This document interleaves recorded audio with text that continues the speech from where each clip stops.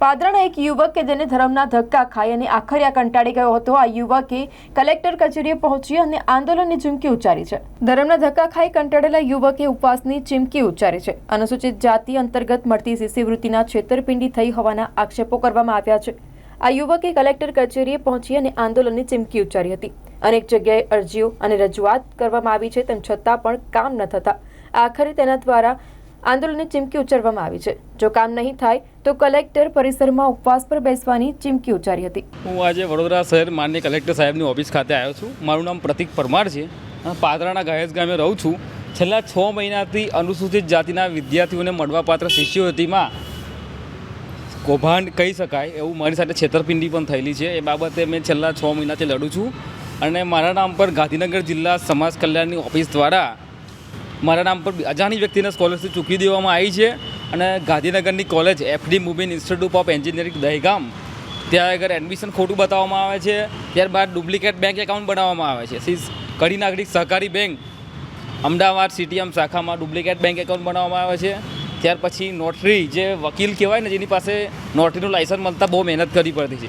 વકીલોએ જે વકીલ નામનો વ્યક્તિ જે બી છે વકીલ, એને મારા નામ પર ખોટી નોટરી બની છે મેં કોઈપણ પ્રકારની, અને સિગ્નેચરો પણ મારી ખોટી કરવામાં આવી છે. આ બધાની સામું આજ દિન સુધી માન્ય ગુજરાતના મુખ્યમંત્રી સાહેબને પણ પત્ર લખ્યો હોય અને જે હંમેશા સ્ટેટમેન્ટમાં કહેતા હોય છે કોઈ બી ચમરબંધીને છોડવામાં નહીં આવે, એવા આપણા સૌના લોકલાડીલા ગૃહ રાજ્યમંત્રી હર્ષ સંઘવી સાહેબને પણ મેં પત્ર લખેલો છે. પણ હજુ સુધી કોઈ પણ વ્યક્તિ સામું એક્શન નથી લીધું. એટલે આજે માન્ય કલેક્ટર સાહેબને મળવા આવ્યો છું કે આજે મને ન્યાય મળે.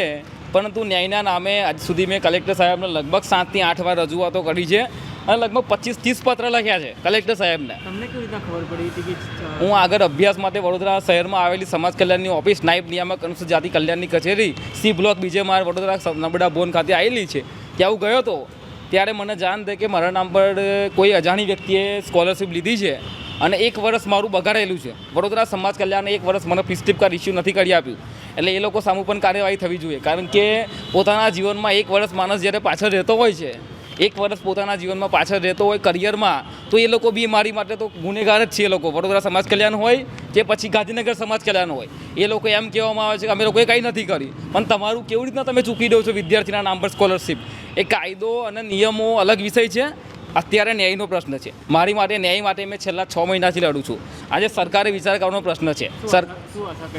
આજે કલેક્ટર સાહેબને મેં આશા કરું છું કે આમ જે તો લોકો અધિકારીઓ છે, વડોદરાના સમાજ કલ્યાણ અધિકારી બી, જે લોકોએ મેં ગયા વર્ષે જ્યારે 2023માં મેં એપ્રિલમાં મેં જે ઘડી ફી સ્લીપ કાઢવા માટે વડોદરા ગયેલો, ત્યારે એ લોકોએ ભાઈ મારું 1 વર્ષ બગાડ્યું છે. તો એ લોકો સામું પણ કોઈ પણ પ્રકારના એક્શન લીધા નથી. તો કલેક્ટર સાહેબને વારંવાર મળવાથી મને પણ શરમ આવે છે. કારણ કે સુપર ક્લાસમાં ઓફિસરને ટાઈમ ના હોય છતાં પણ અમારે મળવું પડતું હોય છે. મારી મજબૂરી છે, એટલા માટે મળવા આવું છું. હું આજે એક વસ્તુ કહી દઈશ કે મેં લગભગ 5 વાર ભૂખ હડતાલ માટે માગણી કરી છે અને હજુ સુધી પરમિશન નથી આપવામાં આવી. છતાં પણ આજ દિન સુધી મને કોઈ યોગ્ય સાંભળે નહીં. તો આજે હું અહીંયા ઉપવાસ પર બેસીશ. એની માટે સંપૂર્ણ જવાબદારી વડોદરા શહેર પોલીસ તથા વડોદરા શહેર જિલ્લા કલેક્ટર તથા ગુજરાત રાજ્યના ગૃહ રાજ્યમંત્રી, મુખ્યમંત્રી હોય કે પછી સમાજ કલ્યાણ વડોદરા હોય કે સમાજ કલ્યાણ ગાંધીનગર, તમામે લાગતા વ્યક્તિ અધિકારીઓ અને જિલ્લાનું વહીવટીતંત્ર જવાબદાર રહેશે.